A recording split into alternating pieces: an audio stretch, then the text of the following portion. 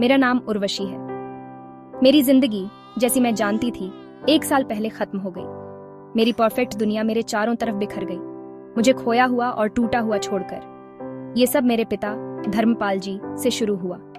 वो हमारे आसमान में सूरज थे, हमेशा गर्म, हमेशा मुस्कुराते हुए। लेकिन सबसे चमकते सूरज को भी छाया ग्रहण लगा सकती है, और मेरे पिता के लिए उस साये का एक नाम था, आर्यन।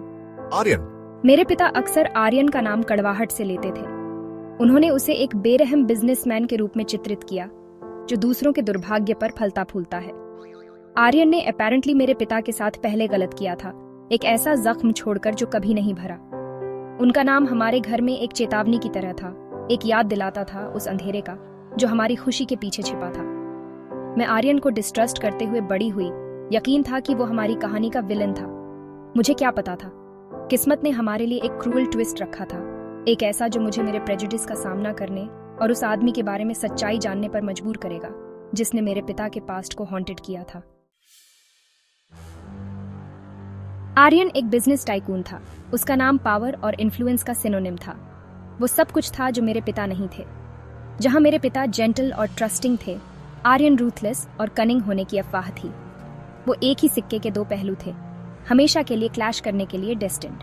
कुछ जख्म इतने गहरे होते हैं कि उन्हें फिर से खोलना ठीक नहीं। उर्वशी? मेरे पिता अपने जेंटल नेचर के बावजूद अपने आप में एक रिस्पेक्टेड बिजनेसमैन थे। वो एक छोटी टेक्सटाइल फैक्ट्री चलाते थे, अपने फोरफादर्स की लेगेसी। ये उनके लिए सिर्फ एक बिजनेस से ज्यादा था। ये उनका प्राइड था, उनका पैशन था। और आर्यन ने मेरे पिता के अनुसार उसे उनसे छीनने की कोशिश की थी। उनकी फ्यूड की डिटेल्स हमेशा वेग रखी जाती थीं। जब मैं पूछती, मेरे पिता बस अपना सर हिलाते और कहते, कुछ जख्म इतने गहरे होते हैं कि उन्हें फिर से खोलना ठीक नहीं उर्वशी। उनकी चुप्पी ने आर्यन के प्रति मेरी रिजेंटमेंट को और बढ़ा दिया। उसने मेरे पिता को हर्ट किया था और ये अनफॉरगिवेबल था। फिर ट्रेजेडी स्ट्रक। मेरा भाई जय बहुत बीमार पड़ गया। ये एक रेयर ब्लड डिसऑर्डर था जिसने डॉक्टर्स को बैफल्ड कर दिया और हमारी फाइनेंसेस ड्रेन कर दी। मेरे पिता हमेशा ऑप्टिमिस्टिक, अपनी एनर्जी और सेविंग्स का हर आउंस जय के ट्रीटमेंट में लगा दिया। उन्होंने हमारा घर भी मॉर्गेज कर दिया, इस उम्मीद से चिपके रहे कि जय रिकवर करेगा। लेकिन लगता है किस्मत के कुछ और ही प्लान्स थे। मेरे पिता चिंता और थकान के बोझ तले एक मैसिव हार्ट अटैक से गुजरे और चल बसे। उर्वशी? मैं डेवास्टेटेड थी। मैंने अपने पिता को खो दिया था, अपना हीरो, अपना प्रोटेक्टर। और मानो इतना ही काफी नहीं था, जय की हालत बिगड़ती रही।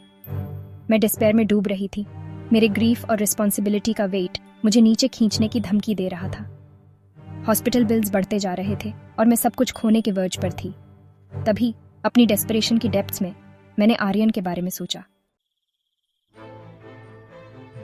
आर्यन से अप्रोच करने का थॉट एक कड़वी गोली निगलने जैसा था। वो हर उस चीज को रिप्रेजेंट करता था जिससे मेरे पिता नफरत करते थे, जिससे मुझे डरना सिखाया गया था।